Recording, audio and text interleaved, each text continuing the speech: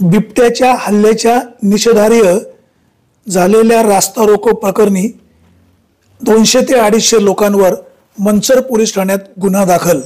मौजे पिंपरखेड तालुका शिरूर येथे 13 वर्षीय रोहन विलास बोंबे या बालकाचा बिबट्याच्या हल्ल्यात दुर्दैवी मृत्यू झाल्यानंतर जनतेच्या रोषाला उधाण आले होते।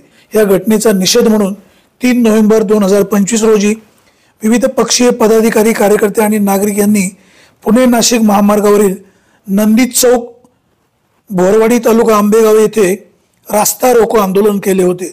राष्ट्रवादी काँग्रेसचे जिल्हा अध्यक्ष देवदत्त निकम यांच्या नेतृत्वाखाली या आंदोलनामध्ये शेकडो ग्रामस्थ देखील सहभागी झाले होते। प्रशासनाकडून वारंवार आवाहन केले तरी आंदोलकांनी पालकमंत्री व वनमंत्री घटनास्थळी जोपर्यंत येत नाही तोपर्यंत आंदोलन मागे घेणार नाही असा ठाम पवित्रा घेतला होता। परिणामी हे आंदोलन तब्बल 22 तासाच्या आसपास चालले आणि वाहतुकीची मोठ्या प्रमाणात कोंडी झाली होती।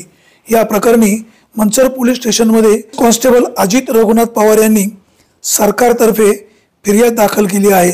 या फिर्यादीनुसार देवदत्त जयवंतराव निकम, अरुण गोविंद गिरे, नरेश सीताराम डोमे, शरद रोहिदास बोंबे, सचिन बाळू बोंबे, भोलानाथ लक्ष्मण पडवळ, किरण शांताराम ढोळे, दिलीप नथू वाळुंज, रवी जनार्दन वळसे, पूजा निलेश वळसे, निलेश भीवसेन वळसे, सुरेश लक्ष्मण भोर, सुभाष पोकळे, दामोअण्णा घोडे, विकास विलास गायकवाड, कुणाल शिवाजी बानखेले, विशाल जालिंदर वाबळे, दोंडीभाऊ भोर, संपत बाळासाहेब बानखेले, शिवाजी येवले, नित्यानंद भीवसेन येवले, दत्तात्रय दशरथ गांजाळे, जयेश भालेराव, प्रभाकर गोपाळ बांगर, वनाजी बजरंग बांगर, अजित शरद चव्हाण, दीपक गंगाराम पोखरकर, भाऊसाहेब सावंत, विकास देवराम वरे, सौरभ उर्फ वैभव संभाजी पोखरकर यांच्यासह 200 ते 250